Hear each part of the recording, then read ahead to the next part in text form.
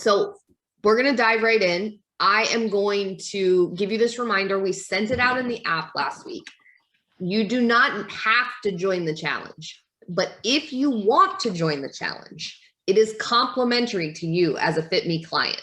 So all that you need to do is go to the link that we've shared a million places for everybody to sign up, but you're going to use the code CLIENT when you go to checkout, and it voids the fee. And that way you can just jump into the challenge and you'll get all set up. So if you want to do it and you're committed to doing it, then use that to sign up. So the code is CLIENT, just in case you weren't sure how to do it. And a couple of people have asked, like, what's the official start date for the challenge? There isn't one. This starts any day somebody wants to start. So if you have a friend and they want to jump in, they can literally sign up and jump right in at any point. And so just send them the link. And it's the same for you. If you want to jump in, you can jump in at any point. It was wonderful seeing everybody at the event last week. Soon as I know there was a handful of people that didn't get to come this year and we missed you. We talked about you. We said your name. We were like, we wish so-and-so was here. Each coach was like saying to themselves the people that they wished were here. And so as soon as we know the weekend and the state for next year, we will put that out so you can start planning for next year. Because we want to get as many of us together in person as possible. And so we just know we missed you. We thought of you. We wished you were there. We said it often. And next year, hopefully more of us can be together. So this week, what I wanted to do is, about a year ago, almost exactly a year ago, we changed the format for the Sunday calls and started doing these like weekly topics. The idea being to give you something actionable that you could move forward on, is to help you build confidence and consistency in one of three categories, right? Movement, nutrition, or boundaries and body image. And what I wanted to do is talk to you guys and teach you. We've done a full year of these weekly topics. And so I have a list of all of them and we're going to go back through them. But what I wanted to do is actually introduce you to this concept and why we focus on this as the topic for tonight. So about a year ago, we developed the idea of the Fitme score, and we made it a part of the 2.0 program. When someone joins Fitme, or when you guys moved into the 2.0 program, that you would take the Fitme assessment. And one of the things that we decided with the assessment, and I want you guys to know what it is. Now, if you haven't gotten an assessment because you're not in 2.0, you can actually get one in the challenge. So we will do an assessment with you, or if you just you want to know what your Fitme score is, we can give that to you. But really what we determined was that it's really easy for us to get caught up in focusing on the wrong things. We get really hung up on like, how much did the scale move today versus yesterday? We get really stuck on ourselves when we have a mess up weekend, or if things kind of get thrown sideways. And what we realized is that we actually needed a framework, a way to measure progress that was helpful in the long run. And so what we realized is that the people that were having the biggest change in their lifestyle, right? Because most of us joined Fitme because we wanted to change our lifestyle, and we wanted to see some physical changes and some mental changes and some energy changes as a result of that lifestyle change. Most of us had that in mind, or we were like, I need to address some piece of that for me. And what we found is that there are two key things that actually, it's not a mystery of how to do this. There's two things that impact whether or not you are changing your lifestyle. One is confidence. And I like to think of confidence kind of like two pieces of bread in a sandwich. Okay. I just make this up right now. So just hear me out. Okay. Confidence starts with understanding what to do. Understanding what to do. So if you're like, I don't know what to do for lunch. I don't know what to do for snacks. I don't know what to do for a workout. I don't have a clue what to do. to start addressing, how I talk to myself. I don't know what to do. That is where you start. P.S. Look at my hand, it's covered in marker. I know. So I wasn't planning on using my hands this much in this talk, but that's what's going on. This is from the meal prep thing. I started coloring on my hand to make the marker work. So that's what's going on with my hand. So confidence starts with knowing what to do. Now, it is very reasonable when you start with Fitme that you might not know what to do. Some people do know what to do, and that's not the problem. They know what to do. That's not the issue. They're just not doing it. The second piece of addressing lifestyle change is building consistency. So first, we know what to do. We start to unpack that. So we're like, okay, we don't want you to eat processed junk or fast food too often. That should be an occasional thing. So then what do you do every day? Well, what do I do is the first problem that you solve. What do I start making that's filling? What do I start making that nourishes my body? What do I start making that my family will actually eat? What do I start making? I don't know how to cook. Like the what to do comes first. That is your confidence stage one. Then we focus on consistency. How do we build consistency? How often are you moving your body for 30 minutes every day? Now that you know what to do, are you doing it? And now we can start to peel back the layers of your life. Is your schedule priorities out of whack? Have you deprioritized yourself for a really long time? And so now we need to reprioritize and get yourself organized so that you can do it consistently. Are you self-sabotaging on the regular? And is that impacting your consistency? Are you allowing other people to constantly push and pull you in every single direction? And that's impacting your consistency. Are you going too hard and then quitting? Is that impacting your consistency? So the very next stage after you know what to do is to figure out how to do it consistently. And that's what you should be working on with your coach, is one of those two things in regards to your nutrition, your movement, your boundaries, and body image. Every single week, you should be addressing confidence or consistency every week in one of those categories: nutrition, movement, or boundaries and body image. And so as you think about like, how do I approach each week? How do I create this lifestyle? Those are the actual tangibles that you can return to and say, like, do I have an action step this week that's going to help me in one of those two ways? Is this going to help me be more confident? Is this going to help me be more consistent? If not, let's pick one. Let's identify something that's actually going to move you forward. So we've got our confidence bread on the first side. Then we've got our consistency in the middle. And then I want to say that there's another confidence piece that goes on this side. I don't have three hands, but confidence, consistency, confidence. Okay. And here's where the second stage of confidence comes in. The second stage of confidence comes in with the bounce back factor. You know what to do. You've created consistency, and then life throws you a curveball. And maybe your job changes. Maybe your kids are sick. Maybe like life just gave you a stress, pile of poop over the past couple of weeks.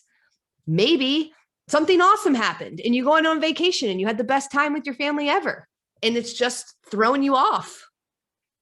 Confidence is also built on the back end of consistency. It's, can you return to what you've created as quickly as possible? Not can you be perfect, but can you get back to it? And so some of you, especially if you've been doing Fitme for a while, you may have already done confidence stage one. You may have done consistency piece. You may have put those things in place, and your focus actually needs to be on this second stage of confidence. How quickly can you return to it when life throws you a curveball? Can you put those pieces back together? Do you know how to ask for help from your coach? Do you know how to get an accountability buddy? Do you know how to redo your calendar from scratch? I redo my calendar probably every 3 or 4 months. I'll just wipe it all and redo it because life is different. And I need to reprioritize my workouts. I need to refigure out, where I'm going to fit in my time. And so you're building a confidence sandwich. Okay. Confidence, knowing what to do. build that consistency, confidence on the back end that you can return to it. So each week in Fitme, I want you to think about what you're doing to build your healthy lifestyle, utilizing how like this approach, building confidence and consistency. And that is what we measure with the Fitme score. You're self-assessing. How confident are you at preparing healthy and balanced breakfast? Do you know what to do? How consistently do you eat them? 0 days, 7 days. Like, how confident are you at doing some form of strength training? Do you know what to do? Do you have any idea how to make your body physically stronger and build muscle? And then how consistently are you doing it? Never? 3 times a week? Occasionally? And those numbers give us something to work with, because now we can say, okay, let's go from 2 days a week of healthy breakfast to 5. Can we focus on that for the next couple of weeks? Let's go from 2 to 5. And then we're not guessing anymore. It's not this thing like, I want to be healthier one day. I want to have a healthier lifestyle. That's really fluffy and nice to say, but it's not very actionable. And so think about these things as action worthy. And then if you don't do it right away, that's the point. That's why we're here, to help each other. That's why you have a coach. That's why I have a coach. That's why we have a community, so we can lean on each other and ask for help. You're like, I thought I knew how to make hard-boiled eggs. Turns out I don't. I still don't. I still suck at making hard-boiled eggs. But like, that's the thing. Like, we have to actually do it to learn.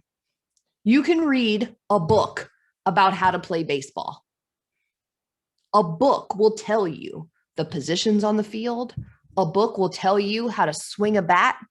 It'll tell you how to stand in the batter's box, how to put the ball in your hand, how to bring your arm back, how to sling your arm forward, how to let go of the ball. It can tell you all of those things. You're not playing baseball until you're playing baseball.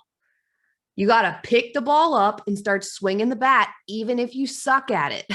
That is the only way to get better.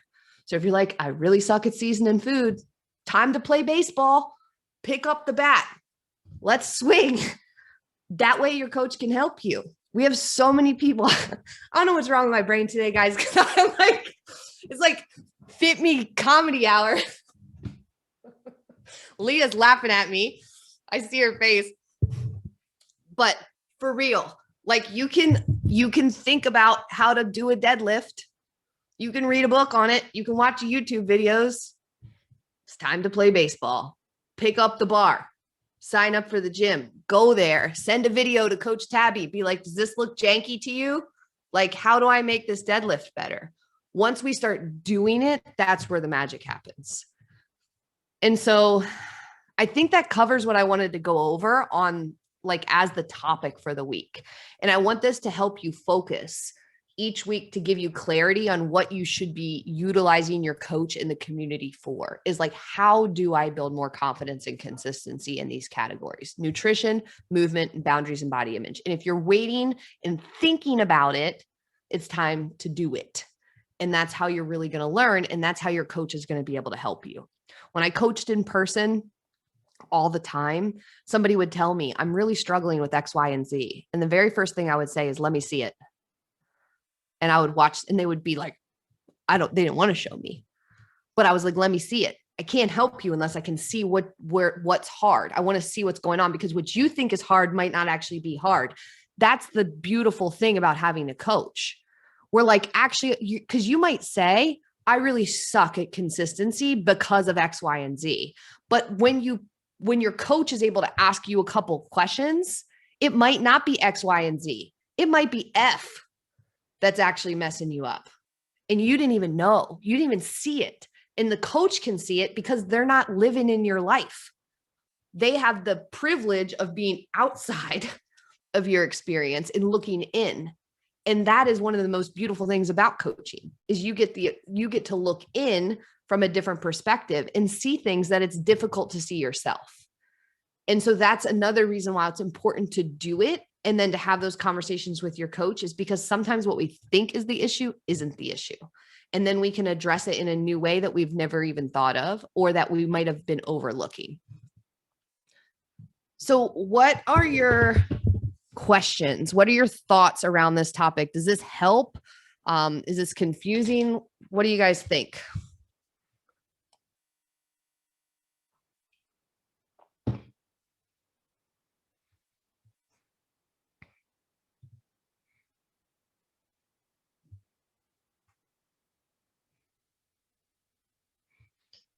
We're stunned into silence. No, Christy. I'm getting. Can you hear me? Can you? Yes. Can you hear me, Christy? Is this Julie? Who's talking? Is. Okay. Me. Yes, Julie. Yes. Okay, here I am. Sorry, I was in the house and I had to use my earphones, and so I'm not sure if they're working properly. No, you're good. The back end of consistency is where I'm at. I can be consistent in all the other things, but it's the back end of consistency is where I'm at. And I am finding that every month it gets easier and easier to get back on track from like, we just went camping. And yeah, I had a lot of Fitme inspired meals and some that weren't. But it's been so much easier to go, okay, well, the next meal will be Fitme and not be like, oh, I'm going to put this off for a week or two. It's been awesome. That's so good to hear. I think that's a really good way to measure progress is like, how long does it take you essentially to get back on track? So it's the back end of confidence, because what you're building is confidence that you can get back on track. And how that confidence translates is it when you go camping, you're not stressed out. You can just enjoy it because you know you're going to get right back to it afterwards. Yes. And I've also all summer worked on meal planning and being able to freeze meals to take with us so that it helps me to stay on track a lot easier. Good. That's fantastic. Because I just have to heat them up in the microwave. The more you do it, the easier it gets. Exactly. And listen, there are little examples of this kind of confidence, that side of the sandwich, the back end, where you're returning to it. There's little ones like camping or a vacation. There's big ones though, like surgery, like a loss in your family, like having a baby, like whatever big thing where like that confidence actually really has to play. I remember feeling that after I had Georgia, thinking to myself, I'm pretty sure I know what to do to get back. And I know what pieces I need in my life. And I was like returning to that healthy lifestyle and rebuilding. That confidence really came in there. And it wasn't 100% unwavering, to be honest. Because you have confidence does not mean that you don't have doubt or that you're not having a little bit of worry sometimes. And so you just rely on your support system. Confidence also comes from having a good support system and putting those things in place. That's the last question on the Fitme assessment, actually, is how do you rate your support system? 0 out of 10. Do you have a community and a support system in place to help you with your goals? So I'm really glad you brought that up, Julie. What other thoughts do you guys have?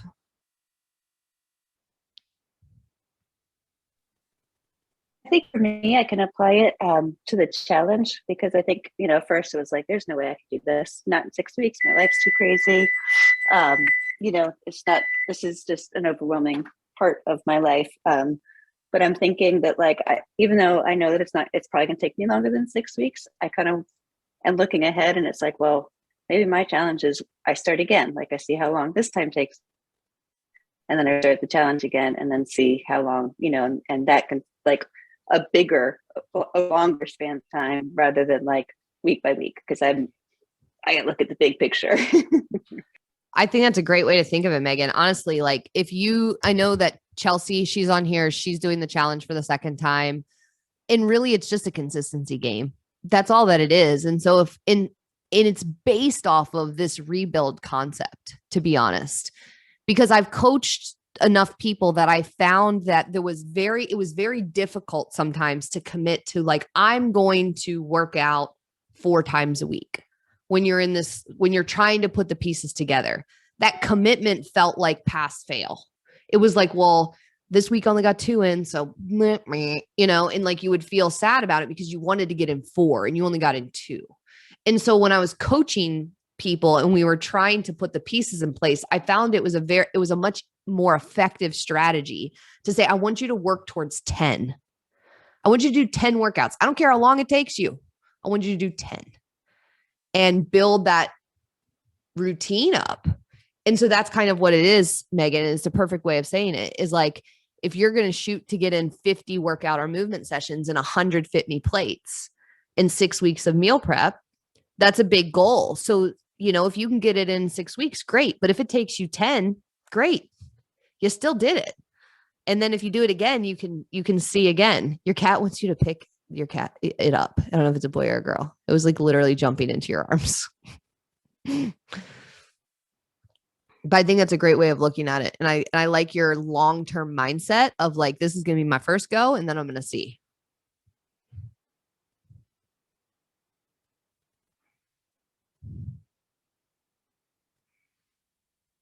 Any other thoughts or questions, guys?